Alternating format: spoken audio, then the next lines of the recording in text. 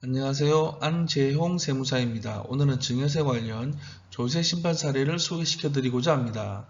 2021년 12월에 결정된 사례로 부모와 자녀 간 금전거래 시 차용증 등을 작성하였지만 과세관청에서 인정하지 않고 증여로 과세한 사례입니다. 처분 개요부터 보도록 하겠습니다. 2020년 4월 납세자는 부동산을 취득하였습니다. 2021년 5월 과세관청은 부동산 취득자금 출처 조사를 실시하였고 취득자금을 조사한 결과 부동산을 취득하는 과정에서 어머니로부터 일부 자금을 증여받은 것으로 보아 2021년 7월 증여세를 결정 고지했습니다.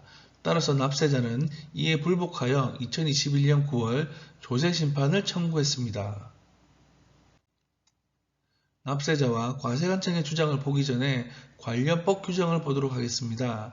재산 취득자의 직업, 연령, 소득 및 재산 상태 등을 볼 때 재산을 자력으로 취득하였다고 인정하기 어려운 경우에는 그 재산 취득자금을 그 재산 취득자가 증여받은 것으로 추정합니다.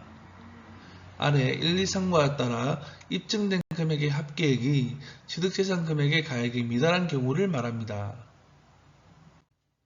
이러한 취득자금 추정 시 취득재산 가액의 20%와 2억 원 중 적은 금액에 미달하는 경우에는 제외합니다. 즉 증여 추정은 입증되지 않은 금액이 취득재산 가액의 20%와 2억 원 중 작은 금액보다 큰 경우에 적용됩니다.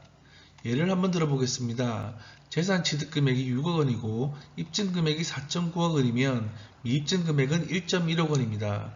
기준 금액은 취득재산가액의 6억 원의 20%와 2억 원의 작은 금액인 1.2억 원임에 따라 증여 추정은 배제됩니다.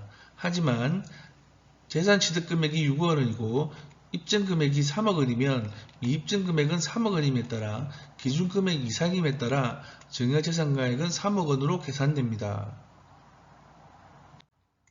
국세청 내부지침에 따르면 재산 취득일 전 10년 이내에 취득가액과 초과한도가 다음 표에 있는 기준에 미달하는 경우에는 적용하지 않습니다. 하지만 타인으로부터 증여받은 사실이 확인되는 경우에는 증여세가 과세됩니다. 과세관청의 주장에 대해서 알아보도록 하겠습니다. 모친과 금전소비대차 계약서를 작성하고 공증을 받았지만 이러한 모든 행위는 부모의 주도하에 이루어졌고 부모가 자녀를 대신하여 급여 등 경제적 관리를 하였으므로 금전소비대차 계약이 실현된 것으로 보이지 않으며 이자 지급 시기도 일정하지 않아 금전차용이라는 형식만 갖춘 것이며 실질은 증여라고 주장했습니다. 납세자의 주장에 대해서 알아보도록 하겠습니다.